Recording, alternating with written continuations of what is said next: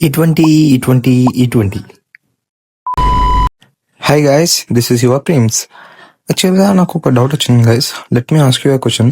అసలు ఈ E20 petrol అనేది ఎప్పుడు స్టార్ట్ అయింది మన కంట్రీలో? నేను చెప్పాను. సర్ప్రైజింగ్ విషయం ఏంటంటే E20 అనేది 2021లోనే దానికి రోడ్ మ్యాప్ అనేది స్టార్ట్ అయిపోయింది. 2021లో దానికి రోడ్ మ్యాప్ స్టార్ట్ అయినప్పుడు గవర్నమెంట్ దాన్ని 2030 వరకల్లా ఇంప్లిమెంట్ చేయాలని అనుకుంది. బట్ మన ఇండియన్ గవర్నమెంట్కి మన పబ్లిక్ మీద ఉన్న రెస్పెక్ట్తో ఆ పెట్రోల్ 2023లోనే ఇంప్లిమెంట్ చేయడం స్టార్ట్ చేశారు. సో ఇక్కడ పాయింట్ ఏంటంటే మేము కరెక్ట్గా 2022లోనే ఒక వెహికల్ అనేది పర్చేస్ చేసాం. మరి ఆ వెహికల్ అనేది E20 కంఫర్టబుల్ అయితే అసలే కాదు. గవర్నమెంట్ రూల్ ప్రకారం మనం ఏదైనా వెహికల్ పర్చేస్ చేస్తే దాని లైఫ్ స్పాన్ 10 to 15 years కదా. మరి E20 వల్ల ఇంజన్స్ అనేవి ఖరాబ్ అవుతాయి. మరి దానికి రెస్పాన్సిబుల్ ఎవరు? మరి గవర్నమెంట్ E20 ఇంప్లిమెంట్ చేద్దాం అన్నప్పుడు మరి E20 కంఫర్టబుల్ వెహికల్స్ ని ముందే రెడీ చేపియవచ్చు కదా.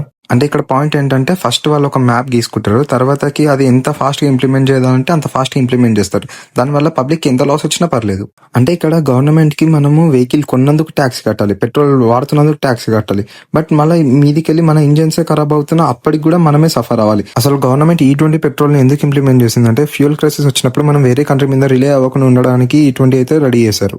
దానివల్ల పెట్రోల్ కంపెనీస్కే ప్రాఫిట్ కానీ మన కామన్ పబ్లిక్ అయితే అసలు కాదు కదా. సరే ఓకే, మనం E20 పెట్రోల్ కూడా యాక్సెప్ట్ చేద్దాం. దాని తర్వాత కూడా ఫ్యూల్ రేట్స్ అనేవి హైక్ అయ్యాయి కానీ ఎప్పుడు కూడా తగ్గలేదు కదా. మనం అసలు గవర్నమెంట్ ని నమ్మడానికి ఎప్పుడూ లేదు. ఎందుకంటే స్లోగా ఫస్ట్ E20ని 2030 వరకల్లా ఇంప్లిమెంట్ చేస్తా అన్నారు. తర్వాత 2023లోనే తీసుకొచ్చారు. ఇప్పుడు 100% ఇథనాల్ అని చెప్పి ఫ్లెక్సిబుల్ వెహికల్స్ కి అన్నారు. తర్వాత అవి 100% ఇథనాల్ అనేది E20 వెహికల్స్ లో కొడితే అప్పుడు మన సిచ్యువేషన్ ఏంటి? ఎందుకంటే మనం గవర్నమెంట్ ఎప్పుడు ట్రస్ట్ చేయడానికి లేదు. ముందు చెప్పేది ఒకటి, తర్వాత చేసేది ఒకటి. మన ఇండియన్ పబ్లిక్ ని చూస్తే నాకు ఒకటే డైలాగ్ గుర్తొస్తుంది, బతుకుతున్నారు బతికేయండి అనేవాడిని మనకు అలవాటే కదా. ఇలాంటి ఇన్ఫో కోసం మన ఛానల్ అయితే ఫాలో అవ్వండి. And please do like, share, subscribe. Ride with Prince. Bye by.